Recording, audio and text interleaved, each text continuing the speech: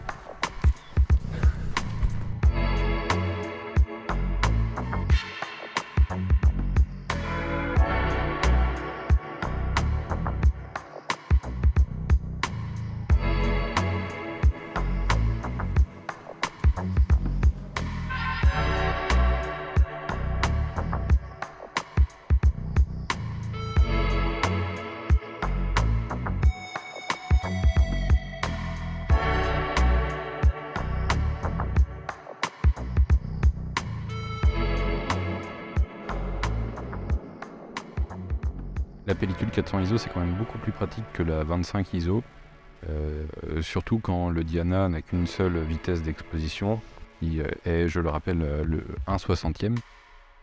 Je suis plus satisfait des photos que j'ai obtenues, mais il y a encore quelques trucs qui vont pas, comme sur cette photo où on voit que c'est flou, parce qu'il me semble que j'ai dû faire 2 fois la même exposition pour avoir assez de lumière.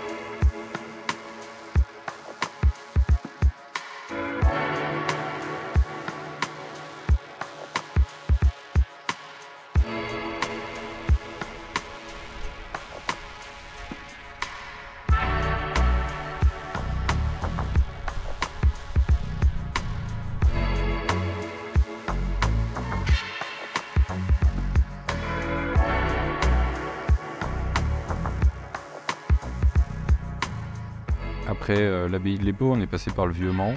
Et là, par exemple, sur cette photo, j'ai dû faire 4 expositions à la suite, déclencher 4 fois au 1/60e. Ça se voit un peu, l'image est un peu floue.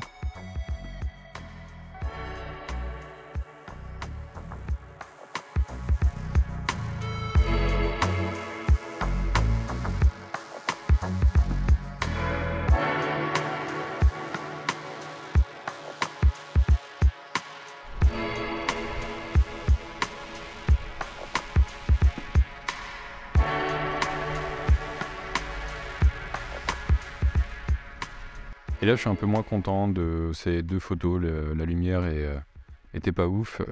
Sur la première, j'ai mis le mode pinhole en gardant l'objectif.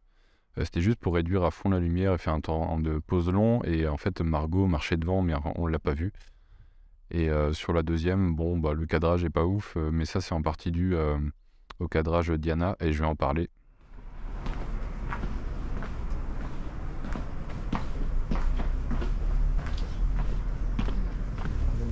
Donc ensuite, après notre sortie dans le Vieux-Mont, on a rejoint des potes et j'ai voulu faire un portrait dans une cage d'escalier avec Paul et Laura. Mais déjà, j'avais vraiment pas beaucoup de place, j'étais coincé.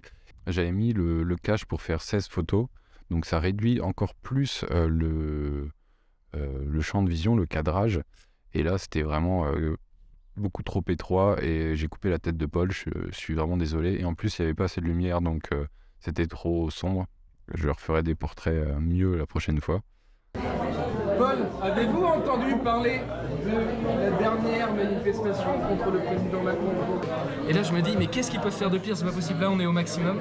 Le mec il prend ses doigts comme ça, oh, il a l'illumination, il met ses doigts dans le pot explosé, dans le foie gras, et il mange à main nue le foie gras comme ça.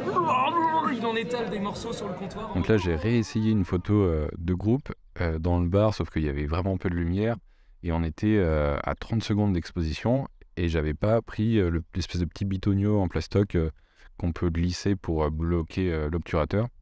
Donc en fait je devais être assez proche de la caméra, le bras tendu pour pouvoir déclencher et garder la main sur l'obturateur ouvert. Ce qui fait que le cadre est très étroit, en plus du cache, enfin beaucoup trop de paramètres qui font que cette photo est complètement loupée et il y a la moitié des gens qui manquent.